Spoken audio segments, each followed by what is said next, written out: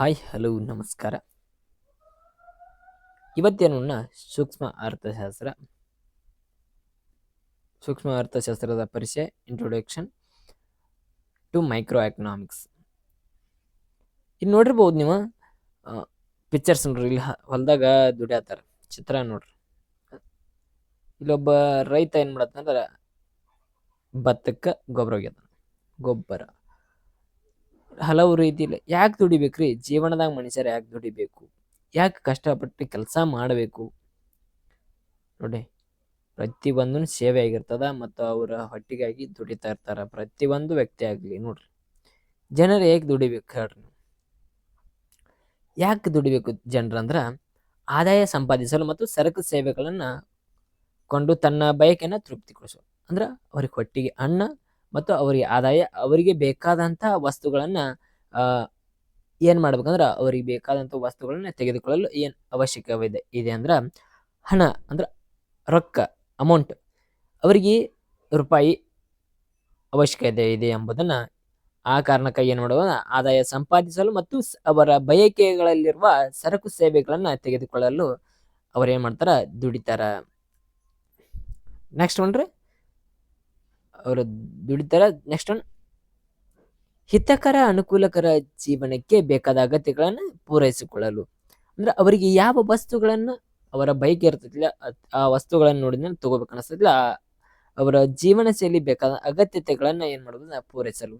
ಅವರ ಆಸೆ ಆಕಾಂಕ್ಷೆಗಳನ್ನ ಪೂರೈಸಲು ಏನ್ ಬೇಕ್ರಿ? ಹಣ ಬೇಕು. ಅದೇ ರೀತಿ ಆದಾಯ ಸೃಷ್ಟಿಸುವ ಚಟುವಟಿಕೆ, ಆರ್ಥಿಕ ಚಟುವಟಿಕೆಗಳು ಯಾವುವು ಎಂಬುದನ್ನ ನೋಡೋಣ. ಫಸ್ಟ್ ಒನ್ ಯಾವ್ದಂದ್ರ ಅರ್ಥಶಾಸ್ತ್ರ ಮಾನವನ ಬಯಕೆಗಳಾಗಿರ್ಬೋದು. ಮಾನವನ ಬಯಕೆ ಅಂದ್ರ ಸರಕು ಸೇವೆಗಳು ಮತ್ತು ಬೆಲೆ. ಮಾನವನ ಬಯಕೆಗೆ ಏನಿಲ್ಲ, ಮಾನವನ ಬಯಕೆಗೆ ಅಪರಿಮಿತ. ಬೈಕ್ಗಳು ಎಷ್ಟಾದ್ರೂ ಕಮ್ಮಿ ಆಗಂಗಿಲ್ರಿ. ಮಾನವನ ಬೈಕ್ಗಳು ಎಷ್ಟಾದ್ರೂ ಕಡಿಮೆ ಆಗಂಗಿಲ್ಲ. ಅವರ ಬೈಕ್ಗಳಿದ್ರೆ ಏನ್ ಮಾಡ್ಬೇಕ್ರಿ?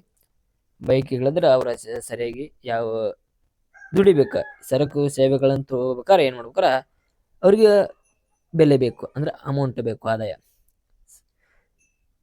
ಬೆಲೆ ಇದ್ದರೆ ಆರ್ಥಿಕ ಸರಕು ಸೇವೆಗಳನ್ನ ನಾವು ಏನ್ ಕೊಂಡುಕೊಳ್ಳಬಹುದು. ಅದೇ ರೀತಿ ಸಂಪನ್ಮೂಲಗಳ ಸಂಪನ್ಮೂಲಗಳು, ಸರಕು ಸೇವೆಗಳ ಮಿತವಾಗಿ ಬಳಸ್ಬೇಕಾರ ಸಂಪನ್ಮೂಲಗಳು. ಸಂಪನ್ಮೂಲಗಳೇನ ಅಪರಿಮಿತ. ಸಂಪನ್ಮೂಲ ಏನಾಗಿರ್ತಾವ? ಅಪರಿಮಿತ. ಸಂಪನ್ಮೂಲಗಳು ಯಾವ್ಯಾವ ಅಂದ್ರ ಭೂಮಿ, ಶ್ರಮ, ಬಂಡವಾಳ, ಸಂಘಟನೆ, ಕೌಶಲ್ಯ, ತಂತ್ರಜ್ಞಾನ. ಇವೇನ್ರಿ ಸಂಪನ್ಮೂಲಗಳು. ಅರ್ಥಶಾಸ್ತ್ರದಲ್ಲಿ ಸಂಪನ್ಮೂಲಗಳು ಕಾಣಬಹುದು. ಸಂಪನ್ಮೂಲಗಳನ್ನು ಯಾವ ರೀತಿ ಉಪಯೋಗಿಸ್ತಾರ? ಸಂಪನ್ಮೂಲಗಳ ಹಿತವಾಗಿ ಮಿತವಾಗಿ ಬಳಸಬೇಕ. ಅದೇ ರೀತಿ ನೆಕ್ಸ್ಟ್ ಅರ್ಥಶಾಸ್ತ್ರದಲ್ಲಿ ವಿರಳ ಮತ್ತು ಆಯ್ಕೆಗಳನ್ನ ನಿಯಮಗಳನ್ನ ಕಾಣಬಹುದು. ವಿರಳ ಮತ್ತು ಆಯ್ಕೆಯ ನಿಯಮಗಳನ್ನು ಕಾಣಬಹುದು. ಈ ನಿಯಮದಲ್ಲಿ ಒಂದ್ ಕಡೆ ಮಾನವ ಮತ್ತು ಒಂದ್ ಕಡೆ ಸಮಾಜವನ್ನು ನೀಡಲಾಗಿದೆ. ಮಾನವ ಏನ ಮಾಡ್ತಾನೆ? ಆದಾಯ ಮತ್ತು ಸಮಯಕ್ಕೆ ತಕ್ಕಂತೆ ಸಾಮರ್ಥ್ಯ ನೀಡ್ತಾನೆ. ಅದೇ ರೀತಿ ಸಮಾಜ ಮಾನವನ ಶಕ್ತಿ, ನೈಸರ್ಗಿಕ ಸಂಪನ್ಮೂಲ, ತಂತ್ರಜ್ಞಾನಗಳನ್ನು ಬಳಸಿಕೊಳ್ತದೆ. ಅದೇ ರೀತಿ ಒಂದು ಘಟಕದಷ್ಟು ವಸ್ತುಗಳನ್ನು ಅಧಿಕವಾಗಿ ಪಡೆಯಲು ತ್ಯಾಗ ಮಾಡಬೇಕಾದ ಪರ್ಯಾಯ ವಸ್ತುವಿನ ಪ್ರಮಾಣವಾಗಿರ್ತದ. ನೋಡ್ಕೋಬಹುದು ಇಲ್ಲಿ ಚಾರ್ಟ್ ನಲ್ಲಿ. ಅದೇ ರೀತಿ ಸದಾಕಾಶ ವೆಚ್ಚ ತಳಹದಿಯ ಮೇಲೆ ಆಗಿರ್ತದ. ಸಮಾಜ ಮತ್ತು ಮಾನವ ಆಯ್ಕೆ ಆಗಿರ್ತಾನ ಎಂಬುದನ್ನ ಇಲ್ಲಿ ನಾವು ನೋಡ್ಬೋದು. ನೋಡ್ರಲ್ಲ, ತಳಹದಿ ಇಲ್ಲಿ ಮಟೀರಿಯಲ್ಸ್ ನೋಡ್ಬೋದು. ಅದೇ ರೀತಿ ರೋಡ್ ನೋಡ್ಬೋದು. ಅದೇ ರೀತಿ ರೈತ ಕಳೆ ಕೀಳುವುದನ್ನು ನೋಡ್ಬೋದು. ತಳಹದಿ, ಒಂದು ಬಿಲ್ಡಿಂಗ್ ನಿಂದಿರ್ಬೇಕಾದ್ರೆ ಅದಕ್ಕೆ ಅಡಿಪಾಯ ಬೇಕು. ಒಂದು ಬಿಲ್ಡಿಂಗ್ ಕರೆಕ್ಟಾಗಿ ನಿಂದಿರ್ಬೇಕಾದ್ರೆ ಏನ್ ಬೇಕಾರ? ಅಡಿಪಾಯ ಬೇಕು. ಆ ಬಿಲ್ಡಿಂಗ್ ಹಂಗ ನಿಂದಿರ್ತೈತೇನ್ರಿ? ಅಡಿಪಾಯ ಬೇಕು. ಅಡಿಪಾಯ ಇಲ್ಲದ ಯಾವ ಬಿಲ್ಡಿಂಗು ನಿಂದ್ರಾಗಿಲ್ಲ, ಯಾವ ಮನಿನೂ ನಿಂದ್ರಾಗಿಲ್ಲ. ಅದೇ ರೀತಿ ಅರ್ಥಶಾಸ್ತ್ರದ ಅಥವಾ ಅರ್ಥವ್ಯವಸ್ಥೆಯ ಪರಿಕಲ್ಪನೆ, the concept of the economy. ಇದರಲ್ಲಿ ಏನ್ ಕಾಣಬಹುದು ಅಂದ್ರೆ ಆರ್ಥಿಕತೆ ಯಾವ ರೀತಿ ಯಾಂತ್ರಿಕ ವ್ಯವಸ್ಥೆಯನ್ನ ಹಮ್ಮಿಕೊಂಡೈತಿ ಎಂಬುದನ್ನ ಇಲ್ಲಿ ನೋಡಬಹುದು. ಆರ್ಥಿಕತೆಯ ಅನುಸಾರವಾದ ಸಂಘಟನೆಗಳನ್ನ ಅಥವಾ ಸಂಘಟಿತ ವ್ಯವಸ್ಥೆಯನ್ನ ಹಮ್ಮಿಕೊಂಡಿರೋದು. ಅದೇ ರೀತಿ ವಿರಳ ಸಂಪನ್ಮೂಲಗಳು ಇಲ್ಲಿ ಯಾವ್ಯಾವ ಅಂದ್ರ ಭೂಮಿ ನೋಡ್ಬೋದ್ರಿ, ಶ್ರಮ, ಬಂಡವಾಳ, ಸಂಘಟನೆ, ಕೌಶಲ್ಯ, ತಂತ್ರಜ್ಞಾನ. ಅದೇ ರೀತಿ ಸರಕು ಮತ್ತು ಸೇವೆಗಳನ್ನು ಉತ್ಪಾದಿಸಬಹುದು. ಆದ್ಯತೆಯ ಅನುಸಾರ ಸಂಘಟಿಸಿ ಏನ್ ಮಾಡಬಹುದು ಅಂದ್ರ ಸರಕು ಸೇವೆಗಳನ್ನು ಉತ್ಪಾದಿಸಬಹುದು. ಅದೇ ರೀತಿ ಮಾನವರಿಗೆ ಬೇಕಾದ ಅಗತ್ಯ ಮತ್ತು ಬಯಕೆಗಳನ್ನು ಈಡೇರಿಸಿಕೊಳ್ಳುವುದು. ಅರ್ಥವ್ಯವಸ್ಥೆಯ ಪರಿಕಲ್ಪನೆ ಮತ್ತು the concept of the economy ಆರ್ಥಿಕತೆಯಲ್ಲಿ ಒಂದು ಯಾಂತ್ರಿಕ ವ್ಯವಸ್ಥೆಯಾಗಿದ್ದು ವಿರಳವಾಗಿದ್ದು, ಈ ವ್ಯವಸ್ಥೆಯಲ್ಲಿ ಸಂಪನ್ಮೂಲಗಳ ಆದ್ಯತೆ ಅನುಸಾರವಾಗಿ ಮತ್ತು ಸಂಘಟಿತ ಸರಕು ಮತ್ತು ಸೇವೆಗಳನ್ನು ಉತ್ಪಾದಿಸುವ ವಿವಿಧ ಗುಂಪಿನ ಅಗತ್ಯತೆ ಮತ್ತು ಬಯಕೆಗಳನ್ನು ಈಡೇರಿಸುತ್ತದೆ. ಅರ್ಥಶಾಸ್ತ್ರ ಏನ್ ಮಾಡ್ತೈತೆ ಅಂದ್ರೆ ಆರ್ಥಿಕ ಒಂದು ಯಾಂತ್ರಿಕ ವ್ಯವಸ್ಥೆಯಾಗಿದ್ದು, ಅರ್ಥಶಾಸ್ತ್ರ ಎಂಬುದು ಏನಿರುತ್ತದೆ ಒಂದು ಯಾಂತ್ರಿಕವಾದ ವ್ಯವಸ್ಥೆಯಾಗಿದೆ. ಈ ವ್ಯವಸ್ಥೆಯಲ್ಲಿ ವಿರಳವಾಗಿರುವ ಸಂಪನ್ಮೂಲಗಳನ್ನ ಆದ್ಯತೆ ಅನುಸಾರವಾಗಿರ್ತದ. ಸಂಪನ್ಮೂಲಗಳ ಆದ್ಯತೆ ಇಲ್ಲಿ ಅನುಸಾರವಾಗಿರ್ತದ. ಇಲ್ಲಿ ಏನ್ ಕಾಣಬಹುದು ಅಂದ್ರೆ ನಾವು ಸರಕು ಮತ್ತು ಸೇವೆಗಳನ್ನ ಉತ್ಪಾದಿಸಲು ವಿವಿಧ ಗುಂಪುಗಳು ಮತ್ತು ಅಗತ್ಯತೆಯ ವಸ್ತುಗಳನ್ನ ಇಲ್ಲಿ ನಾವು ಬಯಕೆಯನ್ನು ಈಡೇರಿಸಿಕೊಳ್ಳುತ್ತೇವೆ ಎಂಬುದನ್ನ ತಿಳಿಸಬಹುದು. ನೆಕ್ಸ್ಟ್ ಒನ್ರಿ, ಆರ್ಥಿಕತೆಯಲ್ಲಿ 4 ಘಟಕಗಳು ಬರ್ತಾವ. ಆರ್ಥಿಕತೆಯಲ್ಲಿ ಎಷ್ಟು ಘಟಕ ಬರ್ತಾವ್ರಿ? 4 ಘಟಕ ಬರ್ತಾವ. ಅವ್ಯಾವ ಅಂದ್ರ ಫಸ್ಟ್ ಒನ್ ಕುಟುಂಬ ವಲಯ, ಸೆಕೆಂಡ್ ಒನ್ ಉದ್ಯಮ ವಲಯ, ಥರ್ಡ್ ಒನ್ ಸರ್ಕಾರದ ವಲಯ, ಫೋರ್ತ್ ಒನ್ ಬಾಹ್ಯ ವಲಯ. ಇವು 4 ವಲಯಗಳನ್ನ ಇಲ್ಲಿ ನಾವು ನೋಡ್ಬೋದ್ರಿ. ಆರ್ಥಿಕತೆಯಲ್ಲಿ ಎಷ್ಟು ವಲಯಗಳು ಬರ್ತಾವ ಅಂದ್ರೆ ಎಷ್ಟು ಹೇಳ್ಬೇಕ್ರಿ? 4 ವಲಯಗಳು ಬರ್ತಾವ. ಫಸ್ಟ್ ಒನ್ ಯಾವ್ದ್ರ ಕುಟುಂಬ ವಲಯ, ಸೆಕೆಂಡ್ ಉದ್ಯಮ ವಲಯ, ಥರ್ಡ್ ಒನ್ ಸರ್ಕಾರದ ವಲಯ, ಫೋರ್ತ್ ಒನ್ ಬಾಹ್ಯ ವಲಯ. ಫಸ್ಟ್ ಒನ್ ನೋಡ್ರಿ, ಕುಟುಂಬ ವಲಯ. ಕುಟುಂಬ ವಲಯ ಯಾವ ನಿಯಮವನ್ನ ಸೂಚಿಸ್ತದ? ನಿಯಮವನ್ನ ಅಥವಾ ನಿರ್ಧಾರದ ಘಟಕಗಳನ್ನ ತಿಳಿಸ್ತದ. ಸರಕು ಸೇವೆಗಳನ್ನ ಅನುಭೋಗದ ಉತ್ಪಾದನಾಂಗಗಳ ಮಾಲೀಕರು ಎಂದು. ಕುಟುಂಬದ ವಲಯ ಏನಂತ ಪ್ರತಿಯೊಂದು ವಸ್ತುಗಳನ್ನು ಉತ್ಪಾದನೆ ಮಾಡಿದರ ಕುಟುಂಬ ವಲಯದಲ್ಲಿ ಅವರೇ ಏನು ಆಗಿರ್ತಾರ ಆ ಭೂಮಿಯ ಅಥವಾ ಆ ಉತ್ಪಾದಿಸಿದ ವಸ್ತುಗಳನ್ನ ಮಾಲೀಕರಾಗಿರ್ತಾರೆ ಎಂಬುದನ್ನ ಕುಟುಂಬ ವಲಯ ಇಲ್ಲಿ ಖಚಿತವಾಗಿ ನೀಡುತ್ತದ. ಅದೇ ರೀತಿ ಉದ್ಯಮ ವಲಯದಲ್ಲಿ ಯಾರು ಮಾಲೀಕ ಆಗಿರ್ತಾರ? ಉದ್ಯಮ ವಲಯದಲ್ಲಿ ಸರಕು ಮತ್ತು ಸೇವೆಗಳ ಉತ್ಪಾದನೆ. ಉದ್ಯಮ ವಲಯ ಏನ್ ಮಾಡ್ತೈತಿ ಅಂದ್ರ ಸರಕು ಮತ್ತು ಸೇವೆಗಳನ್ನು ಉತ್ಪಾದನೆ ಮಾಡಿರ್ತದ. ಅದೇ ರೀತಿ ಸರ್ಕಾರದ ವಲಯ ಅಂದ್ರ ಇಲ್ಲಿ ಸರ್ಕಾರ ಯಾವ ರೀತಿ ವಲಯಗಳನ್ನು ಹಮ್ಮಿಕೊಂಡಿದೆ? ಕಾನೂನು ಚೌಕಟ್ಟನ್ನು ಒದಗಿಸುವುದು. ಅದೇ ರೀತಿಯ ಮೂಲಭೂತ ಸೌಕರ್ಯಗಳ ಅಭಿವೃದ್ಧಿ ಮತ್ತು ತೆರಿಗೆಯ ಸಂಗ್ರಹ ಸಹಾಯಧನವನ್ನು ನೀಡುತ್ತದೆ. ಪ್ರತಿಯೊಂದು ನಿಯಮಕ್ಕೆ ಏನು ಸರ್ಕಾರದ ನಿಯಮದಲ್ಲಿ ಒಂದು ವಸ್ತು ರೆಡಿ ಆಗ್ಬೇಕಂದ್ರ ಅದಕ್ಕೆ ಕಾನೂನು ಚೌಕಟ್ಟು ಒದಗಿಸಿರ್ತದ. ಅದಕ್ಕೆ ಮೂಲಭೂತ ಸೌಕರ್ಯ ಅಭಿವೃದ್ಧಿಯನ್ನ, ತೆರಿಗೆ, ಸಮಗ್ರ ಸಹಾಯಧನವನ್ನ ಏನ್ ನೀಡ್ತೈತೆ ಅಂದ್ರ ಸರ್ಕಾರವನ್ನೇ ನೀಡ್ತದ. ಅದೇ ರೀತಿ 4ನೇದ್ರಿ ಯಾವ ವಲಯ ಅಂದ್ರ ಬಾಹ್ಯ ವಲಯ. ಇದು ವಿದೇಶದ ವಲಯ. ಬಾಹ್ಯ ವಲಯ ಅಂದ್ರ ಈಗ ನಮ್ಮ ದೇಶ ಬಿಟ್ಟ ಬೇರೆ ದೇಶ ಬಾಹ್ಯ ವಲಯ ಎಂದು ಕರೆಸಿಕೊಳ್ತದ. ಅದೇ ರೀತಿ ಕುಟುಂಬ ವಲಯಗಳಲ್ಲಿ ಏನನ್ನು ತಿಳಿಬಹುದು ಮತ್ತು ಉದ್ಯಮ ವಲಯದಲ್ಲಿ ನಾವು ಏನು ಹಿಂದಿನ ಪಿಕ್ಚರ್ ನಲ್ಲಿ ನೋಡ್ಬೋದು. ಅದೇ ರೀತಿ ಮುಂದುವರಿದ ಏನು ಅಂದ್ರೆ ಸರಕು ಮತ್ತು ಸೇವೆಗಳ ಉತ್ಪಾದನೆ ಮತ್ತು ಅನುಭೋಗದ ವಿತರಣೆ ಮತ್ತು ವಿನಿಮಯಗಳನ್ನ ನಡೆಸದ. ಯಾವ ವಲಯ? ಬಾಹ್ಯ ವಲಯ ನಡೆಸದ. ಸರಕು ಮತ್ತು ಸೇವೆಗಳ ಉತ್ಪಾದನೆ ಮತ್ತು ಅನುಭೋಗದ ವಿತರಣೆ ಮತ್ತು ವಿನಿಮಯ ನಡೆಸ್ತದ. ಆ ನಿಯಮದಲ್ಲಿ ಆರ್ಥಿಕತೆಯ ಮೂಲ ತಿಳಿಸ್ತದ. ತದನಂತರ ಆರ್ಥಿಕತೆಯ ಮೂಲದ ಕಾರ್ಯಗಳನ್ನ ನೋಡ್ರಿ. ನೆಕ್ಸ್ಟ್ ಏನು ನೋಡೋಣ? ಆರ್ಥಿಕತೆಯ ಮೂಲದ ಕಾರ್ಯಗಳನ್ನು ನೋಡುವ ಯಾವ್ಯಾವ ಇರ್ತಾವ, ಆರ್ಥಿಕತೆಯ ವಲಯ ಮೂಲ ಕಾರಣಗಳು ಯಾವ ಇರ್ತಾವ ಎಂಬುದನ್ನ ಇಲ್ಲಿ ನೋಡ್ರಿ.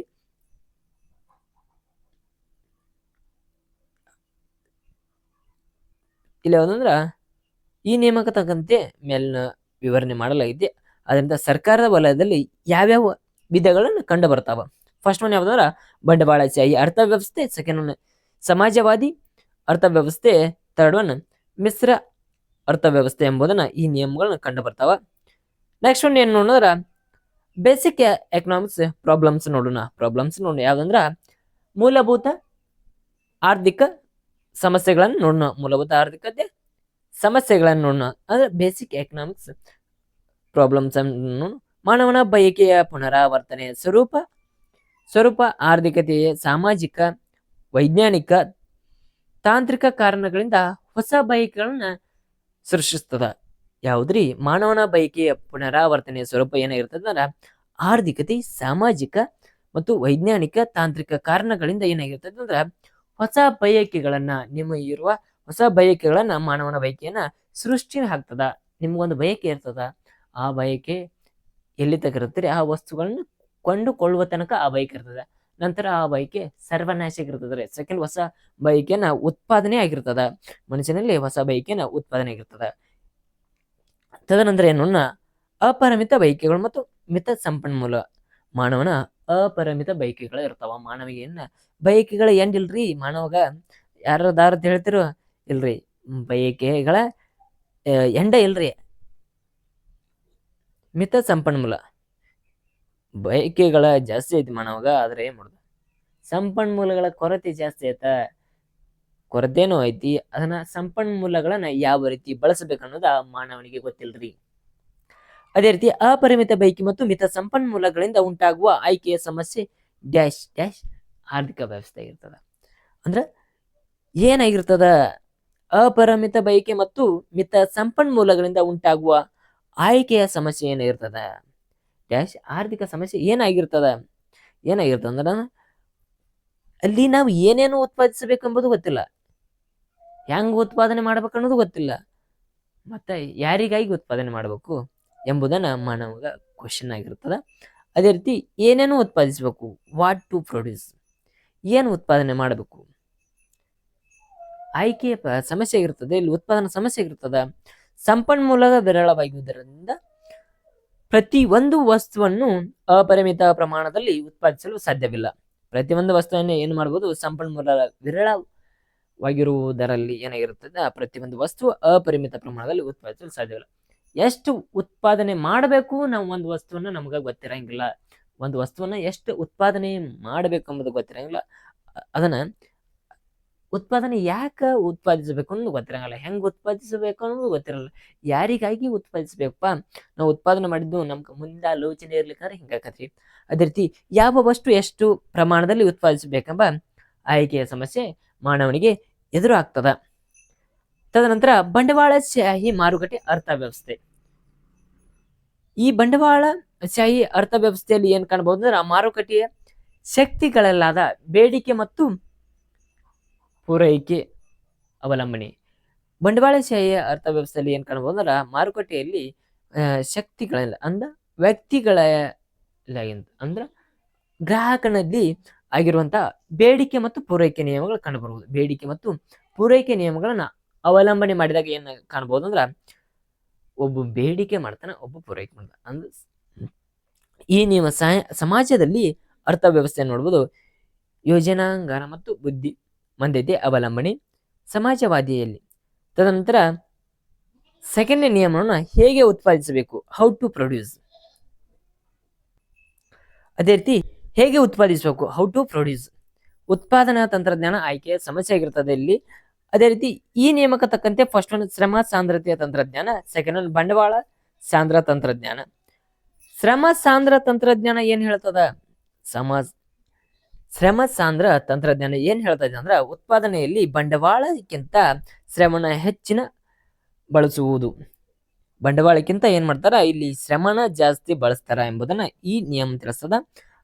ಇಲ್ಲಿ ಶ್ರಮ ಇದ್ರೆ ಏನ ಉದ್ಯೋಗಾವಕಾಶ ಜಾಸ್ತಿ ಇರ್ತದ.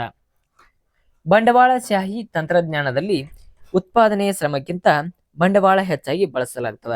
ಇಲ್ಲಿ ಬಂಡವಾಳ ಅಂದ್ರೆ ಅಮೌಂಟ್ ಇಲ್ಲಿ ಜಾಸ್ತಿ ಬಳಸಲಾಗ್ತದ. ಇಲ್ಲಿ ದಕ್ಷತೆಯನ್ನು ಕಾಣಬಹುದು. ತದನಂತರ ಸಮಾಜವು ತನ್ನ ಸಂಪನ್ಮೂಲಗಳ ಲಭ್ಯತೆ ಮತ್ತು ಅಗತ್ಯತೆಗಳ ಅನುಸಾರ ಆಯ್ಕೆ ಮಾಡ್ತದ. ತದನಂತರ ಇಲ್ಲಿ ಶ್ರಮ ಸಾಂದ್ರ ತಂತ್ರಜ್ಞಾನದಲ್ಲಿ ಏನ್ ಹೆಚ್ಚಾಗಿ ಕಂಡು ಬರ್ತದ ಅಂದ್ರೆ, ಬಂಡವಾಳ ಮತ್ತು ತಂತ್ರಜ್ಞಾನ ಕಂಡು ಬರ್ತದ. ನೆಕ್ಸ್ಟ್ ಒನ್ ಶ್ರಮನು ಕಂಡು ಬರ್ತದ, ಹೆಚ್ಚು ಬಂಡವಾಳ ಮತ್ತು ಹೆಚ್ಚು ಶ್ರಮ. ಇಲ್ಲಿ ಕಡಿಮೆ ಶ್ರಮ ಕಾಣ್ತದ, ಇಲ್ಲಿ ಕಡಿಮೆ ಬಂಡವಾಳ ಕಾಣ್ತದ. ಇವನ್ನ ನಾವು ತಿಳ್ಕೊಳ್ಬಹುದು. ತದನಂತರ ಏನ್ ನೋಡು, ಹೂಮ್ ಟು ಪ್ರೊಡ್ಯೂಸ್. ಮೂರನೇದ್ರಿ ಹೂಮ್ ಟು ಪ್ರೊಡ್ಯೂಸ್. ಯಾರಿಗಾಗಿ ಉತ್ಪಾದನೆ ಮಾಡಬೇಕ್ರಿ, ಯಾರಿಗೆ ವಿತರಣೆ ಮಾಡಬೇಕು. ವಿತರಣೆ ಮಾಡ್ಬೇಕಾರ ಅಲ್ಲಿ ಒಂದು ಸಮಸ್ಯೆ ಕಾಣ್ತದ. ಏನ್ ಸಮಸ್ಯೆ ಕಾಣ್ತದ, ಸಂಪನ್ಮೂಲ ಮತ್ತು ಬೈಕ್ಗಳ ಪ್ರದೇಶದಿಂದ ಪ್ರದೇಶಕ್ಕೆ ವ್ಯತ್ಯಾಸ ಇರ್ತದ. ಸಂಪನ್ಮೂಲಗಳು ಒಂದು ಪ್ರದೇಶದಿಂದ ಇನ್ನೊಂದು ಪ್ರದೇಶಕ್ಕೆ ವ್ಯತ್ಯಾಸವಾಗಿರ್ತದ. ಯಾರಿಗಾಗಿ ಯಾವ ವಸ್ತುಗಳನ್ನು ಉತ್ಪಾದಿಸಬೇಕು ಎಂಬುದ ಆರ್ಥಿಕತೆಯ ಸಮಸ್ಯೆ ಆಗಿರ್ತದ. ಯಾರಿಗೆ ಯಾವ ತರಹದ ವಸ್ತುಗಳನ್ನು ಉತ್ಪಾದಿಸಬೇಕು, ಅದನ್ನು ಯಾರಿಗಾಗಿ ಉತ್ಪಾದಿಸಬೇಕು ಎಂಬುದನ್ನ ಉತ್ಪಾದನೆ ಮಾಡುವ ವ್ಯಕ್ತಿಗಳಿಗೆ ಗೊತ್ತಿರಲ್ಲ. ಅದೇ ರೀತಿ ಬಂಡವಾಳಶಾಹಿಯ ಅರ್ಥವ್ಯವಸ್ಥೆಯಲ್ಲಿ ನೋಡಿದಾದ್ರ ಅನುಭೋಗಿಗಳ ಕೊಳ್ಳುವ ಶಕ್ತಿಯ ಮೇಲೆ ನಿರ್ಧಾರವಾಗ್ತದ. ಯಾವ ವಸ್ತು ಉಪಯೋಗಿಸಬೇಕು ಮತ್ತು ಸೀಸನ್ ವೈಸ್ ರೀ. ಈಗ ಮಳೆಗಾಲದಲ್ಲಿ ಛತ್ರಿ ಉತ್ಪಾದನೆ ಮಾಡ್ರ ಬೇಸಿಗೆಗಾಲದಲ್ಲಿ ಮಳೆಗಾಲದಲ್ಲಿ ಛತ್ರಿ ಉತ್ಪಾದನೆ ಮಾಡ್ರ ಚಳಿಗಾಲದಲ್ಲಿ ಸ್ವೆಟರ್ ಉತ್ಪಾದನೆ ಮಾಡ್ತಾರ. ಅದೇ ರೀತಿ ಋತುಮಾನಗಳ ತಕ್ಕಂತೆ ವಿಧ ವಿಧವಾದ ವಸ್ತುಗಳನ್ನ ನಿರ್ಧಾರ ಮಾಡ್ತಾರ ಯಾರ ಉತ್ಪಾದನೆ ಮಾಡುವ ವ್ಯಕ್ತಿಗಳು. ಅದೇ ರೀತಿ ಸಮಾಜವಾದಿ ಅರ್ಥವ್ಯವಸ್ಥೆ ಜನರ ಅವಶ್ಯಕತೆಗಳ ಆಧಾರದ ಮೇಲೆ ನಿರ್ಧಾರವನ್ನು ನೀಡುತ್ತದೆ. ಅದೇ ರೀತಿ ಇತರ ಆರ್ಥಿಕತೆ ಸಮಸ್ಯೆಗಳು ಅಂದ್ರ ಫಸ್ಟ್ ಒನ್ ಯಾವ್ದಂದ್ರ ಆರ್ಥಿಕತೆ ದಕ್ಷತೆಯ ಸಮಸ್ಯೆಗಳು. ಇದೊಂದು ಸಮಸ್ಯೆಗಳು. ತದನಂತರ ಸೆಕೆಂಡ್ ಒನ್ ಸಂಪನ್ಮೂಲಗಳ ಪೂರ್ಣೋದ್ಯೋಗದ ಸಮಸ್ಯೆ. ಅದೇ ರೀತಿ ಆರ್ಥಿಕ ಬೆಳವಣಿಗೆ ಸಮಸ್ಯೆ. ಇಲ್ಲಿ 3 ಸಮಸ್ಯೆಗಳನ್ನು ನೋಡ್ಬೋದು. ಮೂಲಭೂತ ಆರ್ಥಿಕತೆ ಸಮಸ್ಯೆಗಳಲ್ಲಿ ಬೇಸಿಕ್ ಎಕನಾಮಿಕ್ಸ್ ಪ್ರಾಬ್ಲಮ್ಸ್. ಇಲ್ಲಿ ಏನ್ ನೋಡ್ಬೋದು, ಇವತ್ತು ಏನೇನು ನೋಡಿದಾರೆ, ಏನೇನು ಉತ್ಪಾದಿಸಬೇಕು, ಹೇಗೆ ಉತ್ಪಾದಿಸಬೇಕು, ಮೂರನೇದು ಯಾರಿಗಾಗಿ ಉತ್ಪಾದಿಸಬೇಕು, ಈ ತರ ಆರ್ಥಿಕ ಸಮಸ್ಯೆಗಳನ್ನು ಇಲ್ಲಿ ನಾವು ಕಾಣಬಹುದು. ಅದೇ ರೀತಿ ಬಂಡವಾಳಶಾಹಿ ಅರ್ಥವ್ಯವಸ್ಥೆಯಲ್ಲಿ ಏನ್ ಮಾಡೋದು ಅಂದ್ರೆ ಬೆಲೆ ಯಂತ್ರ ನಿಯಮಗಳನ್ನ ನೋಡ್ಬೋದು. ಅದೇ ರೀತಿ ಸಮಾಜವಾದಿಯ ಅರ್ಥವ್ಯವಸ್ಥೆಯನ್ನು ನೋಡಿರ್ಬೋದು. ಆರ್ಥಿಕತೆ ದಕ್ಷತೆ ಸಮಸ್ಯೆ ಬಗ್ಗೆ ನೋಡಿರ್ಬೋದು. ಸಂಪನ್ಮೂಲ ಪೂರ್ಣೋದ್ಯೋಗ ಸಮಸ್ಯೆ, ಆರ್ಥಿಕತೆ ಬೆಳವಣಿಗೆ ಸಮಸ್ಯೆ. ಕೇಂದ್ರ ಯೋಜನಾ ಪ್ರಾಧಿಕಾರದಲ್ಲಿ ಏನ್ ನೋಡ್ಬೋದು ಅಂದ್ರ ಆರ್ಥಿಕ ಚಟುವಟಿಕೆಗಳ ಸಂಘಟನೆ. ಇಲ್ಲಿ ಏನು ನೋಡ್ಬೋದಂದ್ರ ಫಸ್ಟ್ ಒನ್ ಏನೇನು ಉತ್ಪಾದಿಸಬೇಕು, ಹೇಗೆ ಉತ್ಪಾದಿಸಬೇಕು, ಯಾರಿಗಾಗಿ ಉತ್ಪಾದಿಸಬೇಕೆಂಬ ಮೂಲಭೂತ ಆರ್ಥಿಕ ಸಮಸ್ಯೆಗಳಿಗೆ ಪರಿಹಾರ ಕಂಡುಕೊಳ್ಳುವ ವ್ಯವಸ್ಥೆಯ ಆರ್ಥಿಕ ವ್ಯವಸ್ಥೆಯಾಗಿದೆ. ಈ ವ್ಯವಸ್ಥೆಯಲ್ಲಿ ಈ ಚಟುವಟಿಕೆಯಲ್ಲಿ ಆರ್ಗನೈಸೇಷನ್ ಆಫ್ ಎಕನಾಮಿಕ್ ಆಕ್ಟಿವಿಟಿ ಒಳಗ ಏನ ಆರ್ಥಿಕ ಚಟುವಟಿಕೆ ಸಂಘಟನೆಗಳೊಳಗ ಏನೇನು ಕಾಣಬಹುದು ಅಂದ್ರ ಏನೇನು ಉತ್ಪಾದಿಸಬೇಕು, ಹೇಗೆ ಉತ್ಪಾದಿಸಬೇಕು ಮತ್ತು ಯಾರಿಗಾಗಿ ಉತ್ಪಾದಿಸಬೇಕೆಂಬ ಮೂಲಭೂತ ಆರ್ಥಿಕ ಸಮಸ್ಯೆಗಳನ್ನ ಪರಿಹಾರ ಕಂಡುಕೊಳ್ಳುವ ವ್ಯವಸ್ಥೆಯ ಅರ್ಥವ್ಯವಸ್ಥೆಯ ನಿಯಮವನ್ನು ಕಾಣಬಹುದು. ತದನಂತರ ಏನ್ ನೋಡ್ಬೋದು ಅಂದ್ರ ಸಮಾಜವಾದಿ, ಬಂಡವಾಳಶಾಹಿ ಮತ್ತು ತದನಂತರ 3 ಮಿಶ್ರ ಅರ್ಥವ್ಯವಸ್ಥೆಯ ನಿಯಮಗಳನ್ನ ನಾವು ಇಲ್ಲಿ ಕಾಣಬಹುದು. ಫಸ್ಟ್ ಒಂದು ನೋಡ್ರಿ ಸಮಾಜವಾದಿ ಅರ್ಥವ್ಯವಸ್ಥೆ. ಈ ನಿಯಮಕ್ಕೆ ತಕ್ಕಂತೆ ಇಲ್ಲಿ ಇನ್ನೊಂದು ಹೆಸರಲ್ಲೇ ಕರಿಬಹುದು, ಯಾವ್ದಲ್ಲ ಕೇಂದ್ರೀಯ ಯೋಜನೆ ಅಂತ ಇದನ್ನು ಕರಿಬಹುದು. ಅದೇ ರೀತಿ ಆರ್ಥಿಕ ಚಟುವಟಿಕೆಗಳನ್ನ ಖಾಸಗಿ ಜನರ ಬದಲಾಗಿ ಸರ್ಕಾರದ ನಿಯಂತ್ರಣ ಇರ್ತದ. ಆರ್ಥಿಕ ಚಟುವಟಿಕೆಯಲ್ಲಿ ಖಾಸಗಿಯ ಜನರ ಬದಲಾಗಿ ಸರ್ಕಾರದ ನಿಯಂತ್ರಣ ಇರ್ತದ. ತದನಂತರ ಉತ್ತರ ಕೊರಿಯಾ, ಕ್ಯೂಬಾ, ಚೀನಾ ಮತ್ತು ವಿಯೆಟ್ನಾಂ ಇಲ್ಲಿ ನಾವು ನೋಡ್ಬೋದ್ರಿ. ತದನಂತರ ಪೂರ್ವ ನಿರ್ಧಾರಿತ ಗುರಿಗಳು ಮತ್ತು ಗರಿಷ್ಠ ಸಾಮಾಜಿಕ ಕಲ್ಯಾಣ ಸಾಧಿಸುವಲ್ಲಿ ಉದ್ದೇಶಗಳಿಗೆ ಅನುಸಾರವಾಗಿ ಸಂಪನ್ಮೂಲ ಹಂಚಿಕೆ ನಿರ್ಧಾರ ಮಾಡ್ತಾರ. ಪೂರ್ವ ತಯಾರಿ ಮತ್ತು ಗುರಿಗಳ ಗರಿಷ್ಠ ಸಾಮಾಜಿಕ ಒಂದು ಕೆಲಸ ನಾವು ಮಾಡ್ಬೇಕಂದ್ರ ಅದಕ್ಕೆ ಏನಿರ್ಬೇಕ್ರಿ, ಹಿಂದೆ ಏನಿರ್ಬೇಕ ಪೂರ್ವ ತಯಾರಿಕೆ ಇರಬೇಕೆಂಬುದನ್ನ ಇಲ್ಲಿ ಅರ್ಥಶಾಸ್ತ್ರ ವಿಷಯಕ್ಕೆ ತಕ್ಕಂತೆ ಏನ್ ಮಾಡ್ತದ್ರ ಸಮಾಜವಾದಿ ಅರ್ಥಶಾಸ್ತ್ರದ ವ್ಯವಸ್ಥೆಯಲ್ಲಿ ನಾವು ನೋಡ್ಬೋದ್ರಿ. ತದನಂತರ ತೀವ್ರ ಆರ್ಥಿಕ ಅಭಿವೃದ್ಧಿಯಲ್ಲಿ ಮತ್ತು ಆರ್ಥಿಕ ಚಟುವಟಿಕೆ ಪುನರಾವರ್ತನೆಯನ್ನು ತಡೆಗಟ್ಟುವ ಗುರಿ ಇರಬೇಕು. ಒಂದು ಸಮಸ್ಯೆ ಆದ್ರ ಅದನ್ನ ತಡೆಗಟ್ಟುವ ಕಾರ್ಯಗಳನ್ನ ಏನ್ ಮಾಡ್ಬೇಕು ಅಂದ್ರೆ ತಡೆಗಟ್ಟುವ ಗುರಿಗಳನ್ನ ಅವರಿಗೆ ಗೊತ್ತಿರಬೇಕು. ತದನಂತರ ಏನೇನು ಉತ್ಪಾದಿಸಬೇಕು, ಹೇಗೆ ಉತ್ಪಾದಿಸಬೇಕು ಮತ್ತು ಯಾರಿಗಾಗಿ ಉತ್ಪಾದಿಸಬೇಕೆಂಬುದನ್ನ ಸರ್ಕಾರ ನಿರ್ಧರಿಸುತ್ತದೆ. ಪ್ರತಿಯೊಂದು ವ್ಯಕ್ತಿಗೆ ಏನೇನು ಬೇಕು, ಮೂಲಭೂತ ಸೌಕರ್ಯಗಳು ಯಾರಿಗೆ ಏನೇನು ಬೇಕು ಎಂಬುದನ್ನ ಏನ್ ನಿರ್ಧಾರ ಮಾಡ್ತದ ಅಂದ್ರ ಸರ್ಕಾರ ನಿರ್ಧಾರ ಮಾಡ್ತದ. ಇಲ್ಲಿ ನೋಡ್ರಿ ಎಕ್ಸಾಂಪಲ್, ಏನೇನು ಉತ್ಪಾದಿಸಬೇಕು, ಸಮಾಜಕ್ಕೆ ಅತ್ಯಂತ ಉಪಯುಕ್ತವಾದ ಸರಕು ಮತ್ತು ಸೇವೆಗಳನ್ನ ಉತ್ಪಾದಿಸುವುದು. ತದನಂತರ ಹೇಗೆ ಉತ್ಪಾದಿಸಬೇಕು, ವ್ಯಾಪಕ ನಿರುದ್ಯೋಗ ಮತ್ತು ಸಂದರ್ಭದಲ್ಲಿ ಬಂಡವಾಳ ಸಾಂದ್ರ ತಂತ್ರಜ್ಞಾನಕ್ಕೆ ಬದಲಾಗಿ ಶ್ರಮ ಸಾಂದ್ರ ತಂತ್ರಜ್ಞಾನಕ್ಕೆ ಆದ್ಯತೆ ನೀಡಬೇಕು. ಹೇಗೆ ಉತ್ಪಾದಿಸಬೇಕು ಅಂದ್ರ ಯಾವ ದಿನಮಾನಕ್ಕೆ ಯಾವುದು ಹಾನಿ ಆಗಲಾಗದೆ ಮತ್ತು ನಿರುದ್ಯೋಗ ಸಂದರ್ಭದಲ್ಲಿ ಬಂಡವಾಳ ಸಾಂದ್ರ ತಂತ್ರಜ್ಞಾನಕ್ಕೆ ಬದಲಾಗಿ ಶ್ರಮ ಸಾಂದ್ರ ತಂತ್ರಜ್ಞಾನಕ್ಕೆ ಆದ್ಯತೆ ನೀಡಬೇಕು. ಇಲ್ಲಿ ತಂತ್ರಜ್ಞಾನಗಳನ್ನು ಕಡಿಮೆ ಬಳಸಬೇಕು. ತಂತ್ರಜ್ಞಾನಗಳ ಬದಲಿ ಏನ್ ಮಾಡಕ ಕಾರ್ಮಿಕರನ್ನು ಬಳಸ್ರಿ ಎಂಬುದನ್ನ ನೀಡ್ತಾರೆ. ಅದೇ ರೀತಿ ಯಾರಿಗಾಗಿ ಉತ್ಪಾದಿಸ್ಬೇಕ್ರಿ, ಉತ್ಪಾದನೆಯಲ್ಲಿ ನಷ್ಟ ಉಂಟಾದರೆ ಹಸಿವು ಉಪವಾಸಗಳಿಂದ ನರಳುತ್ತಿರುವ ಜನರಿಗಾಗಿ ಸರಕುಗಳನ್ನು ಉತ್ಪಾದಿಸಲಾಗುತ್ತದೆ. ಅದೇ ರೀತಿ ಇಲ್ಲೇನ್ ನೋಡ್ಬೋದು ಅಂದ್ರ ನಾವು ಫಸ್ಟ್ ಯಾರಿಗಾಗಿ ಉತ್ಪಾದಿಸಬೇಕು ಎಂಬುದರೊಳಗ ನೋಡಿದ್ರಿ. ಈ ನಿಯಮಕ ಅನುಸಾರವಾಗಿ ಏನ್ ನೋಡ್ಬೋದು, ಉತ್ಪಾದನೆಯ ಪ್ರಮಾಣಕ್ಕೆ ಬದಲಾಗಿ ಗುಣಮಟ್ಟದ ಆದ್ಯತೆ ನೀಡಬೇಕು. ಏನೇನು ಉತ್ಪಾದಿಸಬೇಕು, ಯಾವ ವಸ್ತುಗಳನ್ನು ಉತ್ಪಾದಿಸಬೇಕು ಎಂಬುದನ್ನು ನಾವು ನೋಡಿದಾಗ್ರಿ, ಉತ್ಪಾದನೆಯ ಪ್ರಮಾಣಕ್ಕೆ ಬದಲಾಗಿ ಗುಣಮಟ್ಟಕ್ಕೆ ಆದ್ಯತೆ ನೀಡಬೇಕು.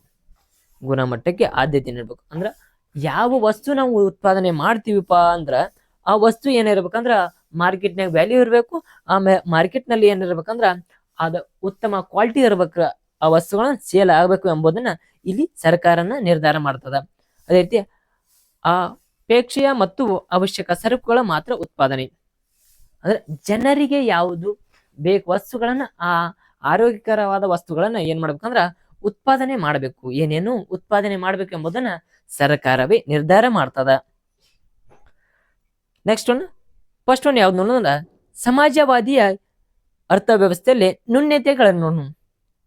ಫಸ್ಟ್ ಅಧಿಕಾರಶಾಹಿ ಕಠಿಣ ವರ್ತನೆ, ಸ್ವಾರ್ಥ ಹೊಣೆಗಾರಿಕೆ ಮತ್ತು ಅದರ ಸಮಸ್ಯೆಗಳನ್ನಾಗಿರ್ಬೋದು, ಅದಕ್ಷ ಮತ್ತು ನಿರ್ಣಯ, ಸಹವಣದ ಸಮಸ್ಯೆಗಳು ಮತ್ತು ಹೊಂದಾಣಿಕೆ ಸಮಸ್ಯೆಗಳನ್ನು ನೋಡಬಹುದು.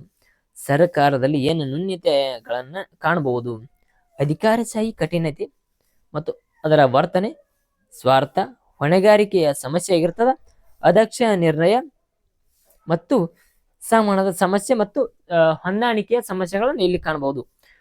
ಪೂರೈಕೆಯ ಸಮಸ್ಯೆ, ಅದರಲ್ಲಿ ಕೆಲವು ಸರಕು ಸೇವೆಗಳನ್ನು ಏನು ಮಾಡೋದು ಕೊರತೆ ಮತ್ತು ಮೀಗುತೆಯ ಕಾರಣಗಳನ್ನ ಇಲ್ಲಿ ನಾವು ನೋಡಬಹುದು.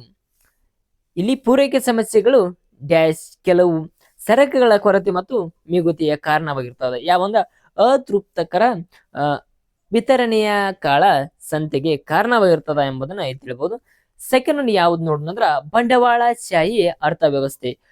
ಪ್ರತಿಯೊಂದು ಬಂಡವಾಳಶಾಹಿ ಅರ್ಥವ್ಯವಸ್ಥೆಯನ್ನ ಇನ್ನೊಂದು ರೀತಿಯಲ್ಲಿ ಹೇಳ್ಬೇಕಾರ ಮಾರುಕಟ್ಟೆ ಎಂದು ಹೇಳ್ಬೋದು.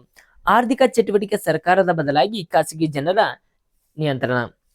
ಆರ್ಥಿಕ ಚಟುವಟಿಕೆಗಳನ್ನು ಸರ್ಕಾರ ಬದಲಾಗಿ ಏನ್ ಮಾಡ್ಬೇಕಂದ್ರ ಖಾಸಗಿ ಜನರ ನಿಯಂತ್ರಣ ಮಾಡಬೇಕು. ಇದರಲ್ಲಿ ಕಾಣಬಹುದು ಅಂದ್ರ ಅಮೆರಿಕದಲ್ಲಿ ಕಾಣಬಹುದು, ಜಪಾನ್ದಲ್ಲಿ ಕಾಣಬಹುದು ಮತ್ತು ಆಸ್ಟ್ರೇಲಿಯಾದಲ್ಲಿ ಈ ನಿಯಮಗಳನ್ನು ನಾವು ಕಾಣಬಹುದು. ಅದೇ ರೀತಿ ಖಾಸಗಿ ಜನರ ಉತ್ಪಾದನಾಂಗ ಮಾಲೀಕ ಮತ್ತು ಸರ್ಕಾರದ ಹಸ್ತಕ್ಷೇಪ ಇರುವುದಿಲ್ಲ. ಇಲ್ಲೇನು ಖಾಸಗಿ ಅವರು ಇದ್ರಂದ್ರ ಸರ್ಕಾರದ ಯಾವುದು ಕಾರ್ಯ ಅಥವಾ ಸರ್ಕಾರ ಅಲ್ಲಿ ಬಂದ ಯಾವ್ದು ಕಿರಿಕಿರಿ ಉಂಟು ಮಾಡಂಗಿಲ್ಲ. ಬೆಲೆ ನಿರ್ಧಾರ ಮತ್ತು ಬೆಲೆ ಯಂತ್ರ ಮಾರುಕಟ್ಟೆಯ ಸಮತೋಲನ ಆಗಿರ್ತದ. ಒಂದು ಮಾರ್ಕೆಟ್ ಅಂದ್ರೆ ಆ ಮಾರ್ಕೆಟ್ ಒಳಗ ಬೆಲೆ ಒಂದೇ ರೀತಿಯಾಗಿರ್ತದ, ತಾರತಮ್ಯ ಇರಂಗಿಲ್ಲ. ಆ ಬೆಲೆಗೆ ಉತ್ತಮವಾದ ಬೆಲೆಯನ್ನು ನೀಡ್ತಾರ ಆ ಮಾರುಕಟ್ಟೆ ಇರುವ ಜನರು. ಮಾರುಕಟ್ಟೆಯ ಬೆಲೆ ಯಂತ್ರದ ಮೂಲ ಆರ್ಥಿಕ ಚಟುವಟಿಕೆಗಳ ನಿರ್ಧಾರವಾಗಿರ್ತದ. ಮಾರುಕಟ್ಟೆಯಲ್ಲಿ ಬೆಲೆ ಯಂತ್ರದ ಮೂಲಕ ಆರ್ಥಿಕ ಚಟುವಟಿಕೆಗಳ ಮೇಲೆ ನಿರ್ಧಾರ ಆಗ್ತದ. ಅವರ ವಸ್ತು ಯಾವ ರೀತಿ ಇದೆ ಎಂಬುದನ್ನು ನೋಡಿ ಅದಕ್ಕೆ ಏನ್ ಮಾಡ್ತಾರ ಬೆಲೆ ನಿರ್ಧಾರವಾಗಿರ್ತದ. ಮಾರುವವರು ಮತ್ತು ಕೊಳ್ಳುವವರು ಜೊತೆಯಾಗುವವರ ಮೂಲಕ ಏನೇನು ಉತ್ಪಾದಿಸಬೇಕು, ಹೇಗೆ ಉತ್ಪಾದಿಸಬೇಕು, ತದನಂತರ ಯಾರಿಗಾಗಿ ಉತ್ಪಾದಿಸಬೇಕು, ಅದೇ ರೀತಿ ಮೂಲಭೂತ ಆರ್ಥಿಕ ಸಮಸ್ಯೆಗಳ ಏಕಕಾಲದಲ್ಲಿ ಬಗೆಹರಿಸಿಕೊಳ್ಳುತ್ತವೆ.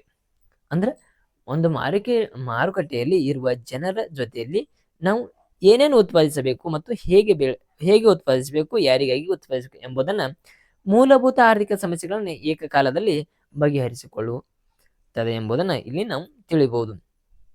ಅದೇ ರೀತಿ ಏನೇನು ಉತ್ಪಾದಿಸಬೇಕಂದ್ರ ಜನರ ಮುಂದೆ ನಾವು ಕೇಳಿದಾಗ ಉತ್ಪಾದಕರು ಹೆಚ್ಚು ಬೇಡಿಕೆ ಇರುವ ಮತ್ತು ಕಡಿಮೆ ಪೂರೈಕೆ ಇರುವ ಸರಕುಗಳನ್ನ ಉತ್ಪಾದನೆ ಮಾಡ್ರಿ ಅಂತ ಹೇಳ್ತಾರ. ಅದೇ ರೀತಿ ಹೇಗೆ ಉತ್ಪಾದನೆ ಮಾಡ್ಬೇಕಂದ್ರ ಉತ್ಪಾದಕರ ಪೈಪೋಟಿಯಿಂದ ನಿರ್ಧಾರ ಆಗಿರ್ತದ ಉತ್ಪಾದಕ ಹೇಗೆ ಉತ್ಪಾದನೆ ಮಾಡ್ಬೇಕಂದ್ರ. ಅದೇ ರೀತಿ ಯಾರಿಗಾಗಿ ಉತ್ಪಾದನೆ ಮಾಡ್ಬೇಕಂದ್ರ ಹೆಚ್ಚು ಬೆಲೆ ನೀಡಲು ಮತ್ತು ಶಕ್ತವಿರುವ ಶ್ರೀಮಂತ ಉಪಯೋಗಿಸುವ ಮತ್ತು ಸರಕು ಸೇವೆಗಳನ್ನ ಉತ್ಪಾದಿಸಬೇಕು. ಎಲ್ಲರೂ ಒಂದೊಂದು ಹೇಳ್ತಾರೆ ಇಲ್ಲಿ. ಫಸ್ಟ್ ಏನೇನು ಉತ್ಪಾದಿಸಬೇಕು, ಬೆಲೆ ಹೆಚ್ಚು ಅಧಿಕ ಲಾಭ ಆಗಿರ್ಬೇಕ, ಬೆಲೆ ಹೆಚ್ಚಾಗಿರ್ಬೇಕು ಅಧಿಕ ಲಾಭ ಆಗಿರ್ಬೇಕು, ಮತ್ತು ಬಡವರು ಎಲ್ಲಿ ಹೋಗ್ರಿ. ಅದೇ ರೀತಿ ಬೆಲೆ ಸ್ಪರ್ಧೆ ಮತ್ತು ಗರಿಷ್ಠ ಲಾಭಗಳನ್ನು ಹೊಂದಿರಬೇಕು ಎಂಬುದನ್ನ ಎಲ್ಲರೂ ನಿರ್ಧಾರವಾಗಿರ್ತಾರ. ಅದೇ ರೀತಿ ಸಮಾಜವಾದಿಯ ಅರ್ಥವ್ಯವಸ್ಥೆಯಲ್ಲಿ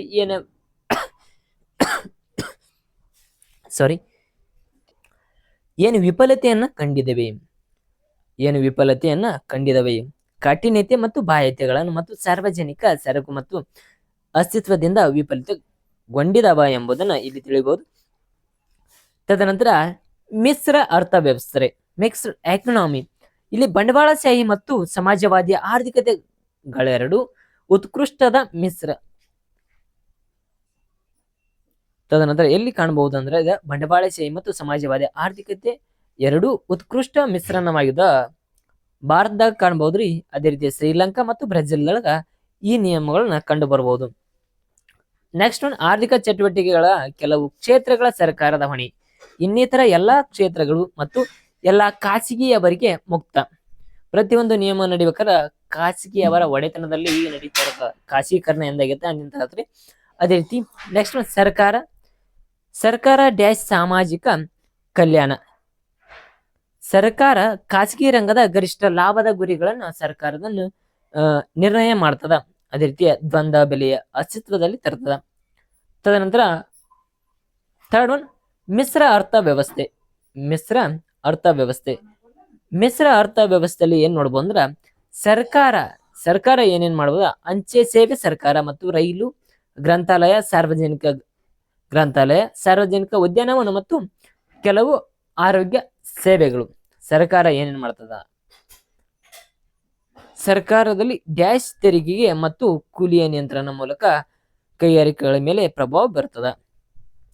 ಯಾವ್ದ್ರ ಮೇಲೆ ಪ್ರಭಾವ ಬರ್ತದ ಅಂದ್ರ ಏನೇನು ಉತ್ಪಾದಿಸಬೇಕು, ಹೇಗೆ ಉತ್ಪಾದಿಸಬೇಕು ಮತ್ತು ಯಾರಿಗಾಗಿ ಉತ್ಪಾದನೆ ಮಾಡಲೇಬೇಕು ಎಂಬ ಮೂಲಭೂತ ಆರ್ಥಿಕತೆ ಸಮಸ್ಯೆಗಳನ್ನ, ಬೆಲೆ ಯೋಜನೆಗಳನ್ನ, ವ್ಯವಸ್ಥೆಗಳನ್ನ ಉಂಟು ಮಾಡ್ತದ ಅಥವಾ ಒಟ್ಟಾಗಿ ಬಹಿರಂಗ ಪಡಿಸ್ತದ. ಸರ್ಕಾರ ಏನ್ ಮಾಡ್ತದ ಅಂದ್ರ ಅದರಲ್ಲಿ ಕಂಡು ಬರುವ ಸರ್ಕಾರ ಮತ್ತು ಏನೇನು ಉತ್ಪಾದನೆ ಮಾಡಬೇಕು, ಹೇಗೆ ಉತ್ಪಾದನೆ ಮಾಡಬೇಕು, ಯಾರಿಗಾಗಿ ಉತ್ಪಾದನೆ ಮಾಡಬೇಕು ಎಂಬುದನ್ನ ತೆರಿಗೆ ಮತ್ತು ಕೂಲಿಯ ನಿಯಂತ್ರಣದಲ್ಲಿ ಮೂಲಕ ಕೈಗಾರಿಕೆಗಳಿಗೆ ಏನ್ ಮಾಡ್ತದೆ ಅಂದ್ರ ಸರ್ಕಾರದ ಮೇಲೆ ಪ್ರಭಾವ ಬೀರ್ತದ.